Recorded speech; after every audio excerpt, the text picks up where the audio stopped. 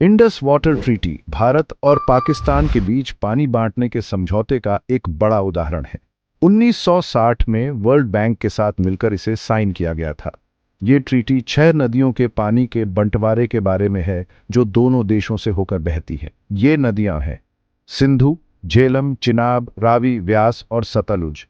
ये नदियां इस पूरे इलाके की जीवन रेखा हैं। इस ट्रीटी के हिसाब से पूर्व की ओर बहने वाली नदियां रावी, व्यास और सतलुज भारत को मिलती है और पश्चिम की ओर बहने वाली नदियां सिंधु, झेलम और चिनाब पाकिस्तान को। इस बंटवारे में भारत को लगभग 20% और पाकिस्तान को 80% पानी मिलता है। इसका मकसद दोनों देशों को बराबर पानी देना था। ये आईवीटी 1947 में ब्रिटिश इंडिया के बंटवारे के बाद बनी। इस बंटवारे धर्म के आधार पर भारत और पाकिस्तान दो आजाद देश बने। जल्दबाजी में बनाई गई सीमाओं ने सिंधु नदी प्रणाली को बांट दिया, जिससे पानी के अधिकारों पर तुरंत विवाद शुरू हो गया। लड़ाई झगड़े की संभावना को देखते हुए दोनों देशों ने वर्ल्ड बैंक की मदद से बातचीत शुरू की। 13 साल की लंबी बातचीत के बाद आईवीटी पर दस्तखत हुए, जिसे कूटनीति की एक बड़ी जीत माना गया। इस ट्रीटी ने जानकारी शेयर करने, साझा निरीक्षण और विवादों को सुलझाने के तरीके का एक ढांचा बनाया। इसका उद्देश्य पाकिस्तान को बिना रुकावट पानी देना था, जो उसकी खेती के लिए बहुत जरूरी है।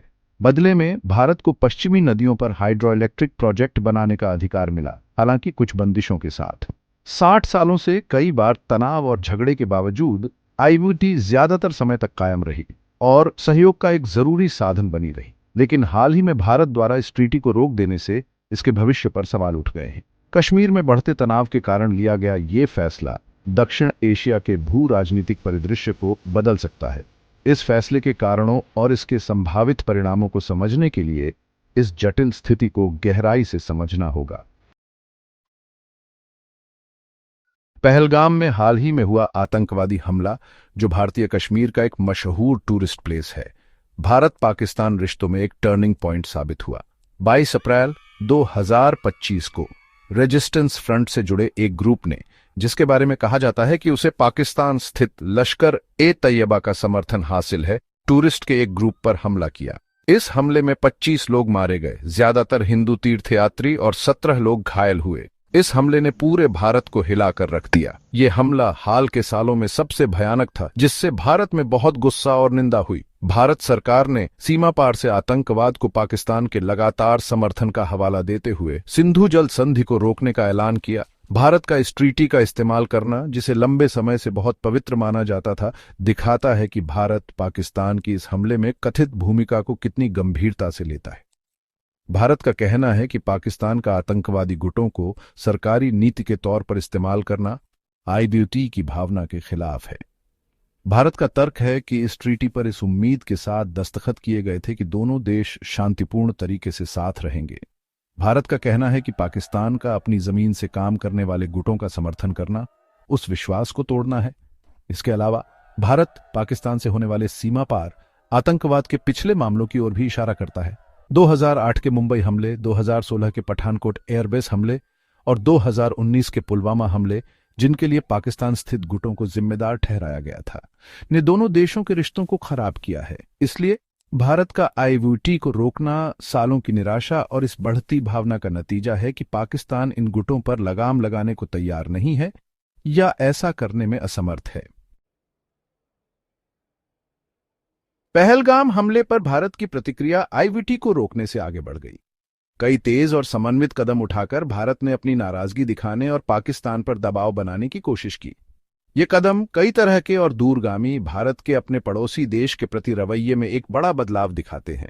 सबसे पहले कदमों में से एक था सभी पाकिस्तानी नागरिकों को 48 घंटों के अंदर भारत छोड़ने का आदेश।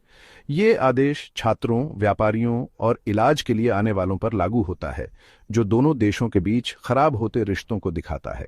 इसके साथ ही भारत ने दोनों देशों में राजनयिक कर्मचारियों की संख्या कम करने का ऐलान किया, जिससे हर उच्चायोग में राजनयिकों की संख्या 30 रह गई। इस कदम का मकसद दोनों देशों के बीच बातचीत कम करना है और ये उस गहरे अविश्वास को दर्शाता है जो अब रिश्तों की पहचान बन गया है। इसके अलावा भारत ने अपने उच्चायुक्त को इस्लामाबाद से वापस बुला लिया, जिससे राजनयिक रास्ते और कम हो गए। नई दिल्ली में पाकिस्तानी राजनयिकों को जाने के लिए एक हफ्ता दिया गया। जो राजनयिक संबंधों को कमतर करने का संकेत देता है। अटारी वाघा बॉर्डर क्रॉसिंग, जो व्यापार और आवाजाही का एक जरूरी रास्ता है, अनिश्चितकाल के लिए बंद कर दिया गया, जिससे लोगों की आवाजाही और व्यापारिक गतिविधियां बाधित हुईं। आईडीयूटी को रोकने के साथ साथ ये कदम भारत द्वारा सोच समझकर बढ़ाया गया तनाव दिखाते हैं।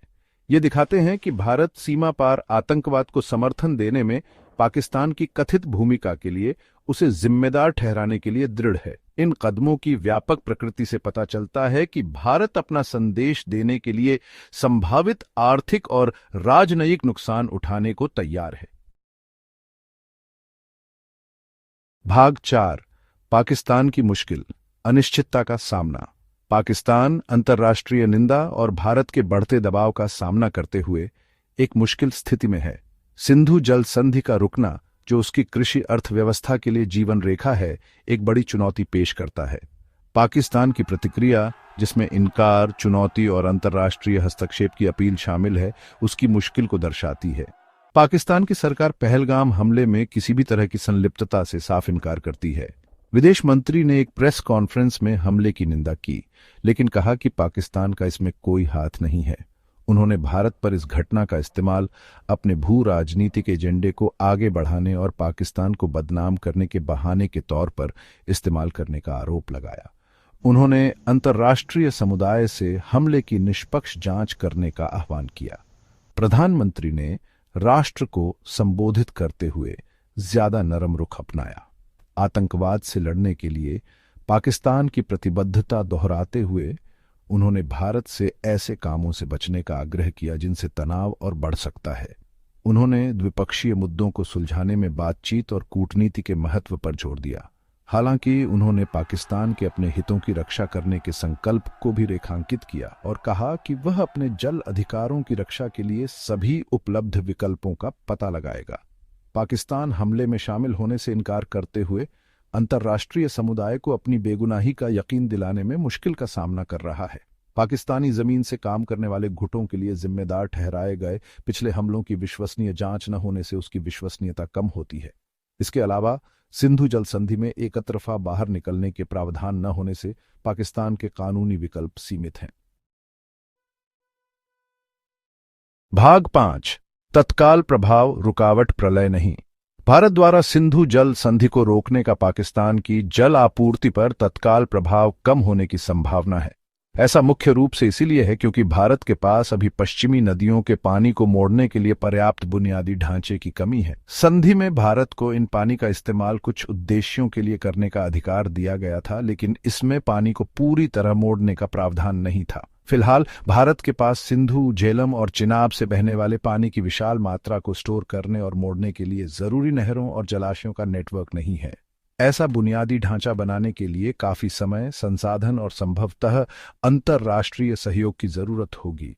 इसलिए निकट भविष्य में पाकिस्तान की ओर बहने वाली इन नदियों के बहाव में कोई बड़ा बदलाव होने की संभावना नहीं है। हालांकि इस रोक से भारत को संधि के ढांचे के अंदर पानी के इस्तेमाल में ज्यादा छूट मिलती है। भारत अब पाकिस्तानी अधिकारियों के साथ डेटा शेयर किए बिना या उनके निरीक्षण की सुविधा दिए बिना पश्चिमी नदियों पर नियोजित और मौजूदा हाइड्रो इलेक्ट्रिक परियोजनाओं के साथ आगे बढ़ सकता है। इससे नीचे की ओर छोड़े जाने वाले पानी के समय और मात्रा पर असर पड़ सकता है, जिससे पाकिस्तान की अपनी कृषि जरूरतों के लिए प्रभावी ढंग से योजना बनाने की क्षमता प्रभावित हो सकती है। इसके अलावा ये रोक भारत को पश्चिमी नदियों पर भंडारण क्षमता बनाने की संभावना तलाशने की अनुमति देती है।